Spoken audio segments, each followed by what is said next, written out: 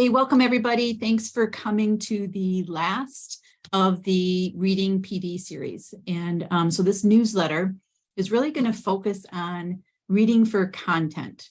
I'm going to zoom in here a little bit. So what do we do to help students who have to read more stuff? And even though they are at maybe a lower reading level, so they may still need to learn some reading skills, but we want them to really be working on comprehension. So this first section is talking about high-low books. So high interest, low reading level, trying to get students to be motivated to read. So the first two resources, one is from Teacher Next Door, and she has, I like how she has kind of suggested her books that are high interest, low reading level. She suggested hers through groups. And so, for example, this is a book series of books. In a minute, you'll see some pictures there, I believe. And there we go. And then there's a list of books here. Then there's graphic novels, and then there's chapter books, on and on. And the main thing to know about these high-low books is that you really need to have a lot of access in your classroom, because not all students have the same interest. And so having more books, the better. And for high noon, they actually separate books by reading level. So if you have a little bit older student that's reading at a first grade level, then you can jump right to these books. And these, again, are all commercial books that tend to cost money, obviously, but sometimes there's money for literacy, which is okay.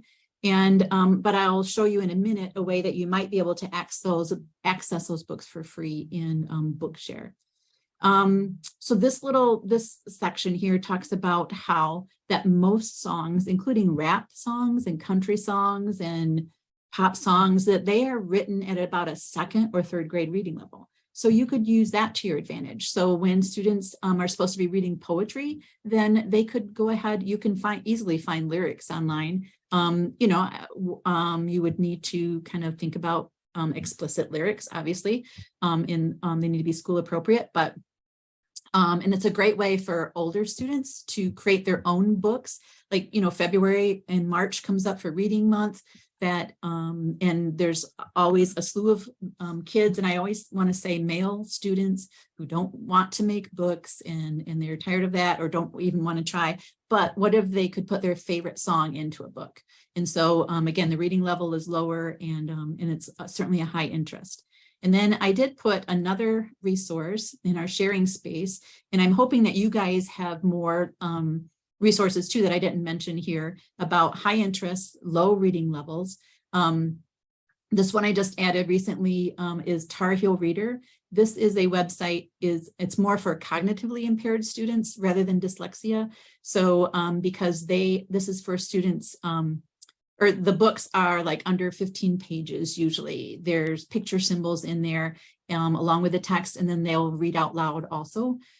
So it might be, you may have some students that need that extra support. So make sure you check out the sharing space. So I talked a little bit about Bookshare.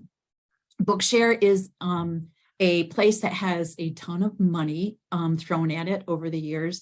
And they actually scan or create accessible books. What I like them mostly for is for textbook. Any textbook that has ever been created for the United States is either in there, or they will put it in there. You just have to search for it. If it's not there, you fill out a quick form and they will put it in there. And it makes the book, any textbook, most of them will read out loud. Some of them include pictures, and some of them, especially ELA books. A lot of the ELA books nowadays are human voice instead of the kind of electronic voice. The main thing to know about Bookshare before I show it to you is that there does need to be a primary contact person to be able to kind of help organize the system, because you're dealing with books and copyright laws and all of that kind of stuff. And so all of this is free for schools, and it's free for most students with IEPs. It's not going to be good, not free for English as a second language. It's not free for students with ADHD necessarily, but they need to have a print disability. And those two are two that stick out to me that don't really fit with a print disability. So, but certainly someone with cerebral palsy who has troubles turning pages, severe dyslexia, cognitive impairment, visual impairment. And I have a link here, start here for more information. So if you want to dig into Bookshare and figure out who your primary contact person is and all of that, then you would click there from their resources. If you're from Allegan or Van Buren, I am one of the primary contact people, so you can get a hold of me. So this is what Bookshare looks like. The simplest way is to look for books is you start with this search place right here. So I'm just going to click on It's All True. That's one of the books in here. There's an It's All True kind of section. It's going to find books from this series, and you could do any of the other series as well. You can see that they have 4 books from It's All True. And so I am signed in. You can see that I'm signed in here. I'm signed in as a teacher right now. And so I would find my book, and then I can now assign it to a student. So I'm clicking on Assign here. And I have a demo student in here that I'm going to assign it to. And I just have to click here and click on Assign. And now that student has access to that book. So in a minute, I'll show you where that is. I think it's assigned. So now I'm going to hop over here. And now I'm on a different web browser and I'm logged in as demo student. And so I go to my Bookshare. This is usually what I tell students to kind of get their bearings. Click on my Bookshare, and then you'll have access to all the books that are assigned to you. If I click on Assign Books, then you can see where that Wild Places, that's what I just assigned to them. And so the student just has to click on Read Now. And once they click on Read Now, then they're taken to the book.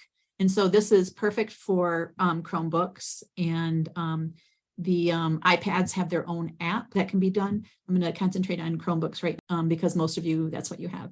So I'm going to click on Read Now for this is a math book. So think about how many students you have that need to read their math books. So this is kind of spinning right here, but there's 2 places on here that are important. One is this cog right up here allows the student to change the color of things, adjust the audio and things like that. And then this here lets the student jump to wherever they need to go to. And so I'm just going to jump right in the middle here at similar figures. And then if I want it to read this, I double click here. Tell whether the shaded figure is a rotation of the non-shaded figure about the origin. And then I'm clicking on pause down here. I can bookmark this page if I want. So the only kind of drawback, it's perfect for the reading and stuff. The only drawback is that when a teacher says turn to page blah, blah, it's not going to, I don't see page numbers on here. So they're not going to easily be able to track that. But that's certainly things that you guys can work out and juggle. But just knowing that that's a thing. So Bookshare, free is good. And you might be able to get some of those high interest, low reading levels inside Bookshare for free rather than purchasing them. And I'm moving right on unless there's any questions about Bookshare. So Rewordify is a web tool that helps with not only reading comprehension, but also vocabulary development because they have built-in kind of lessons almost. And basically, you would use Rewordify if you have a student that needs to still do the same, kind of grapple with the same content that their peers are reading. So it's not less content, it's the same, but it'll be at a little bit more simple level. So let me show you what I mean. So I'm clicking on just rewordify.com. And it's a little clunky looking. It's not like really nice for students, but it's pretty simple. They would just copy paste text right into here and click rewordify text, and it will simplify the text for them. I'm going to show you that through their demo. So I clicked on demo and click next, and they pasted in some text. And now I click on rewordify the text, this button. And now here's the text, but you can see that they simplify some of the words. So when I click on a yellow spot here, I can tell that waif was the word and poor homeless child is what they substituted there. Same for powerful rulers. When I click there, it was czar, but they said powerful rulers. So you could see how a student who needs support with comprehension, this is the exact same content as other students, but it's just some of the words are more simple. For the lessons that they automatically build in, even when it's different types of text that they didn't put in their demo. If you look, they said that there are 20 hard words here. and just say I want to learn 3 of them. So I click on 3. And now one of the words is discreetly. And so it will actually. The word discreetly means quietly so nobody else will know. And then I click on the next, and then you're supposed to read that. And I'm just waiting a second because if I click it too soon, they know I didn't read it. And then now they want you to type it. And so anyway, it really kind of goes into helping them to learn new vocabulary. So Rewordify is totally free. There's no even hidden charges or anything. And you copy paste text into there. And students, not only is it simplified, it actually helps you learn the vocabulary. This TLDR is a free extension for Chrome. And if you're using iPads, then you would use their TLDR website called TLDR this. So now I'm jumping back to this browser. And so here is an article that has a lot of text on it. What TLDR does is summarizes the text. So it's going to be different than what other students read because it's not going to be as much. The Rewordify, I feel, is the same as what all students read. The summary is when students are allowed to read less. So I'm just going to highlight this text. All I'm doing is kind of scrolling through and highlighting. And then I'm going to click on, this is the TLDR extension. And on the newsletter, it shows where to get that extension. So I click on it. And here is the summary of what that long text was. And now what I like about this summary is I can also highlight it and have it read out loud. So not only did it summarize, many children with ADHD show signs of the disorder before they reach school age. So it's a pretty awesome tool to help kind of differentiate. So you can figure out which students need what type of support. So, and in the first newsletter, we talked about Immersive Reader, again, another tool. So Immersive Reader could translate that text to a different language. So same text, some students get it in a different language. Same text, some get just more simplified words. In another text, same text, but we summarized it for other students. So same text get done in multiple ways. Lastly, I wanted to talk about Kami for reading handouts. In the last newsletter, we talked about Google Lens, which is great. You could take a picture of something, for example, a handout, and then it would read the text out loud. And that's sometimes it's a little clunky. The best way, the best kind of dance to do with this is use Kami, have students and teachers create a free Kami account. They do have kind of premium versions, but you can just stay away from just to have only the premium account or the free account. And here's the dance. So the teacher grabs a worksheet, goes to the copier or a stack of worksheets, goes to the copier in the office and sends them, scans those and sends it to them through email. And most teachers know how to do that now. All copiers can do that. So if you need help doing that, then ask your secretary. So once you have the scanned documents in email, then download them or upload them into your Google Drive. Once they're in your Google Drive, it doesn't matter if those scanned documents are pictures or PDFs. Either one is fine because Kami does the work for you. Once they're in Google Drive, then the teacher would share that document with the student, right? You know how to do the share button, or you can upload them or assign it in Google Classroom. However you do your assignments.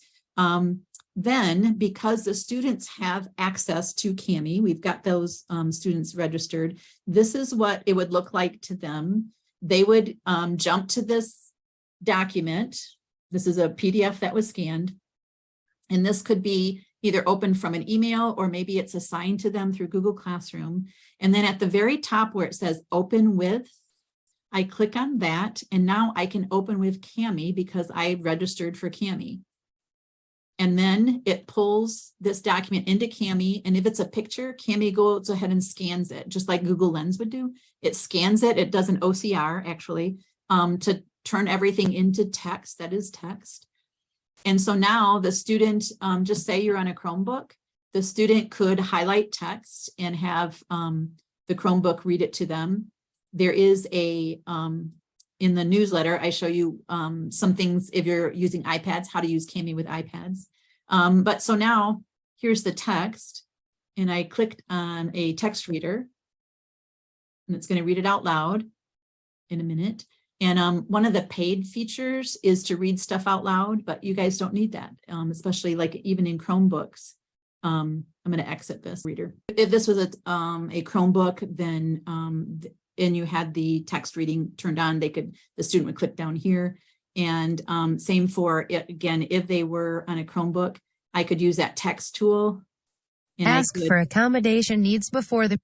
And I could have text there, and I could use dictation inside a Chromebook and have it do speech to text, or I could just type in there my own self. So Kami is a great tool. They have a lot of great trainings. Their trainings are like 3 minutes long. And so I put a little link in there for you to learn more about Kami in a variety of ways.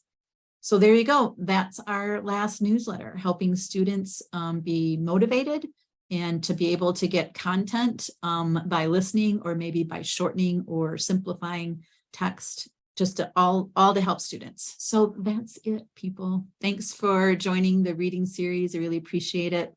And I know some of you were here for the writing series also, and that means a lot to me too.